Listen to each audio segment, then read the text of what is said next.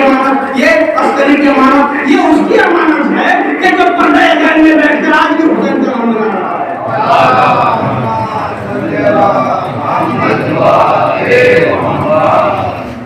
یہ اس کی امانت ہے۔ میں نے جس آیت کو پڑھنے کا شرف حاصل کیا وہ قرآن مجید کی بڑی مشہور و معروف آیت جس میں خدا رب عالم اپنے نبی کو امر کر رہا ہے۔ بسم اللہ الرحمن الرحیم، قل هو اللہ احد، اے رسول کہہ دیجیے کہ اللہ ایک ہے۔ یہ توحید ایک ایسا ٹاپک ہے کہ بڑے بڑے علماء اس کا بہت زور بنا ہے۔ توحید ایسا ٹاپک ہے ہر آدمی اس کو بول نہیں سکتا۔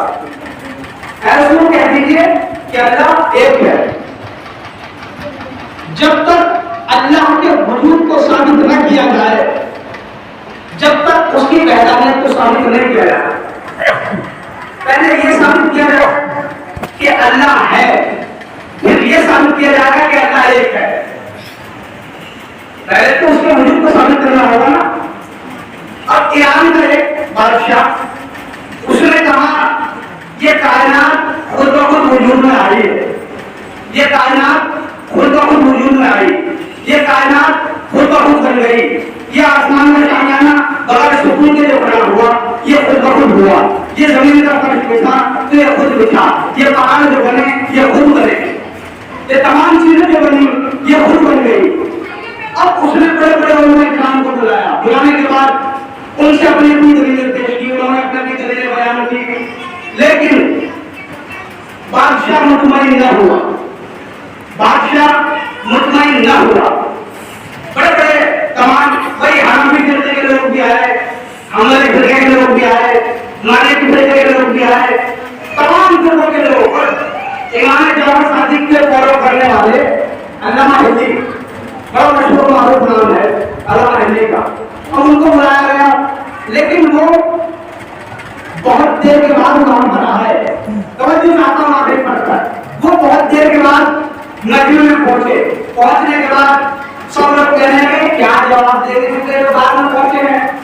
اب بادشاہ کہتا ہے کہ آپ اتنا لیٹ کیوں ہو گئے تھے، توجہ چاہتا ہوں آپ اتنا لیٹ کیوں ہو گئے؟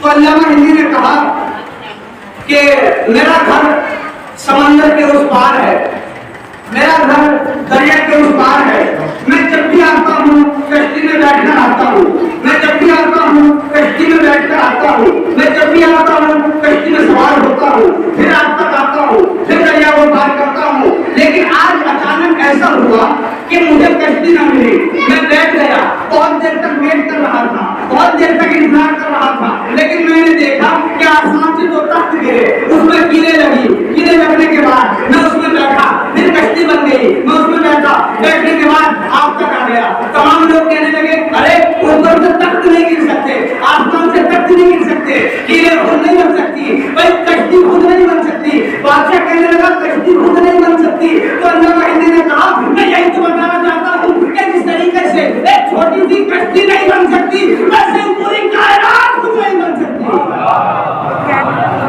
سلام پڑھے مجھے محمد والے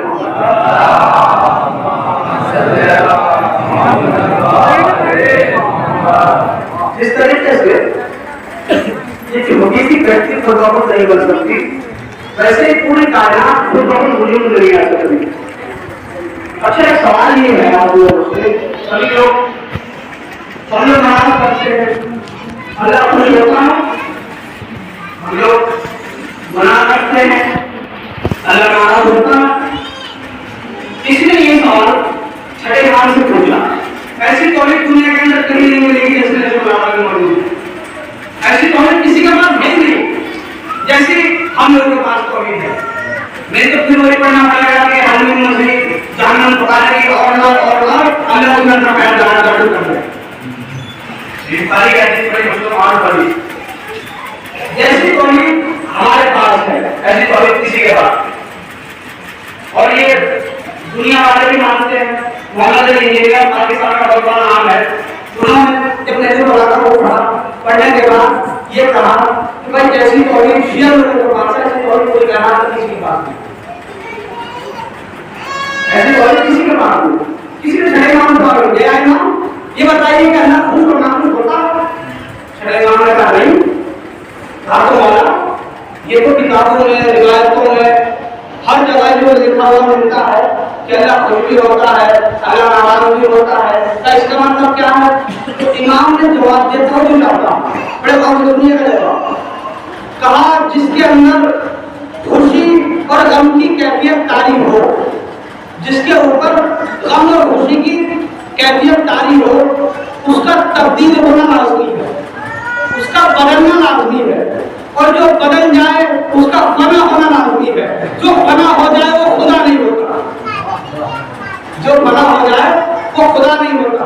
کہا تو مولا یہ تو روایتوں میں قرآن کی آیتوں میں سب جگہ سے لکھا ہوا ہے کہ اللہ خوش بھی ہوتا ہے، اللہ ناراض بھی ہوتا ہے، کہا یہ کیوں؟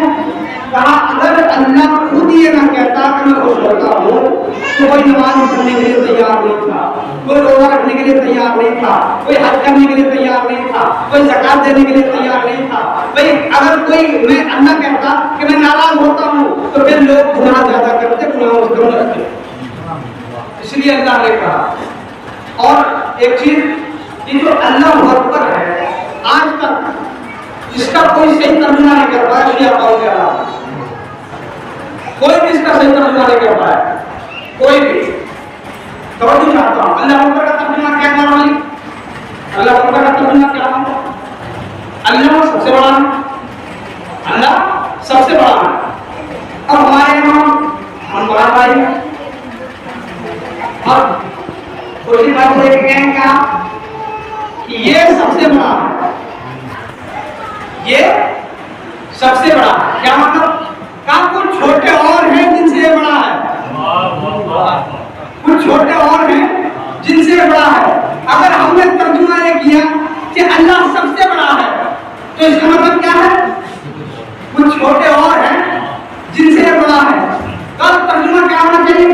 چھٹے امام نے پوچھا، چھٹے امام نے جب چھٹے امام نے کسی نے سوال کیا ہے امام بتائیے کہ اس کا صحیح ترجمہ کیا ہے؟ کہا فلا فلا فلا کیا کہتے ہیں؟ کہا وہ تو یہ کہتے ہیں کہ اللہ سب سے بڑا ہے۔ تو امام نے کہا کہ انہوں نے تو کافی اللہ بنا دیے، انہوں نے تو کافی اللہ بنا دیے۔ کہا تو مولا صحیح ترجمہ آپ بتا دیجیے۔ کہا اس کا صحیح ترجمہ یہ ہونا چاہیے کہ ہماری توصیف اور تعریف کرنے سے بھی وہ بڑا ہے، یعنی وہ اتنا بڑا ہے کہ ہم اس کی تعریف لفظوں میں نہیں کر سکتے، ہم اس کی تعریف لفظوں میں نہیں کر سکتے۔ اب کیا مطلب؟ آپ نے نماز شروع کی، آپ نے نماز شروع کی، تکبیرۃ الاحرام کہی، اللہ اکبر، تکبیرۃ الاحرام کہی، اللہ بڑا ہے، اللہ تعریف اور توصیف سے بھی بڑا ہے، تکبیرۃ الاحرام کہی، آپ رکوع میں گئے، رکوع سے اٹھ کے اللہ اکبر، اللہ تعریف اور توصیف سے بڑا ہے۔ اور پھر لاسٹ میں پہنچ جائیے، پہنچنے کے بعد جو آپ کہیں گے لاسٹ میں کیا ہے؟ اللہ اکبر، اللہ اکبر، اللہ اکبر۔ کیا مطلب؟ مطلب یہ ہے کہ پروردگار نے تیری توصیف اب بھی بیان نہیں کر سکا کہ تو کتنا بڑا ہے۔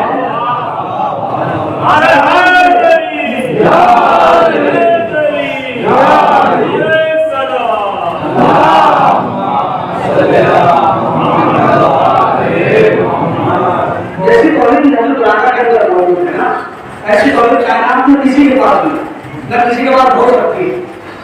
اگر آپ جناب آدمی سے یہ